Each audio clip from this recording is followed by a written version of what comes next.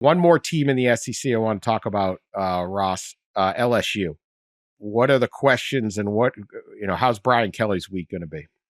Yeah, it should be certainly should be interesting. Obviously, offensively, right, losing a Heisman Trophy winner, not easy to replace.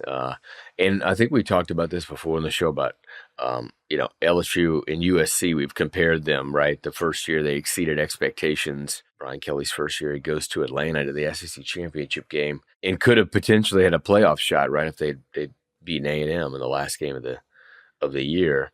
And then, right, last year, even with the Heisman Trophy winner, kind of took a little bit of a dip, just like USC, maybe not to that level, but so the expectation, there's an expectation to get back to where they were in year one, and not only that, but we discussed Nick Saban not being here in a coaching role, or at least that's a more of a pressure point. You maybe don't think of it that way, but at LSU it is. These fans at LSU have been waiting 10 years for Nick Saban to retire. He's stood in their way many a time to getting to Atlanta to the SEC championship game and to getting maybe a national title. I mean, a lot of them think they should have maybe even a couple more national titles, right, if it wasn't for Nick Saban. He's no longer there, so it's almost like the pressure's ratcheted up because, hey, the guy that stopped us for so long, even though he won some titles in there, obviously, but stopped us from winning more, is no longer there. Now's the time to do it. Year 3 for Brian Kelly at Notre Dame. They went undefeated in the regular season. I'm not sure that's going to happen here, but I never count Brian Kelly out. He's an excellent coach.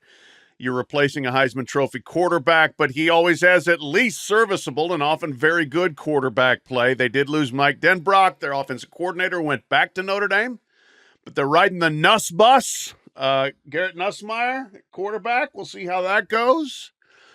There's no shortage of talent at LSU ever.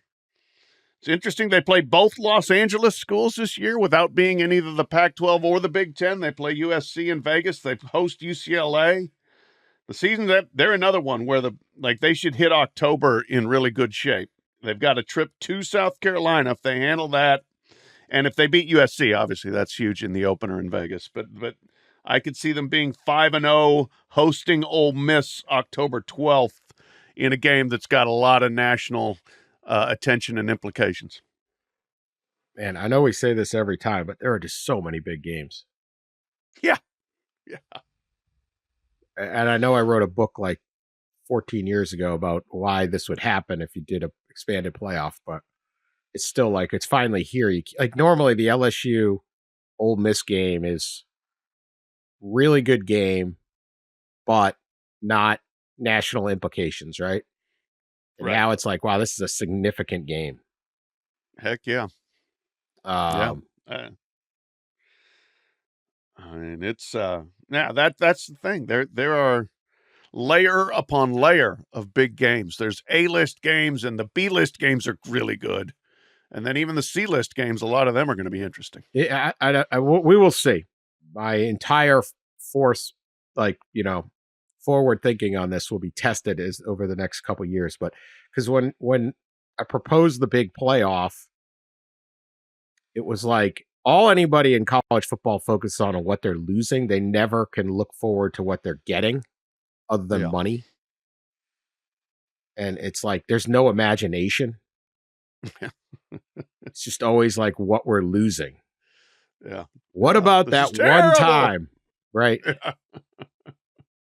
And we are losing something. I'm not denying that. You know, although we lost something when they went to 4 teams, but like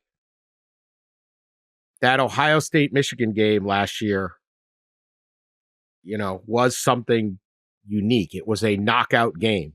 Although it was supposed to be a knockout game the year before and it wasn't. But it was probably a knockout game and the stakes were so great. You do lose a little bit, but holy crap, look at all the stuff we're getting. Yeah. Yeah. I mean, we're just going to have these cascades of big games throughout the season. And, See, that's why I got we need dedication from the audience. Tune in every episode. That's right. Even if you put it on mute and don't listen to us? What do I care? Download and play. That's all we Find need. a friend. If everyone would do their part around here, find a friend. Do you have a friend? Let's have a quiz for the audience. Yeah. Question 1. Do you have a friend? A, yes or no. If you answered no, do you know anyone? Do you work somewhere where there's another person? Do you have a customer if you have your own business? Do you ride a bus to work? Do you Can you access someone else's phone or computer and do it for them? Have you ever gone to the grocery store and seen another human being? Get them to listen to the damn podcast.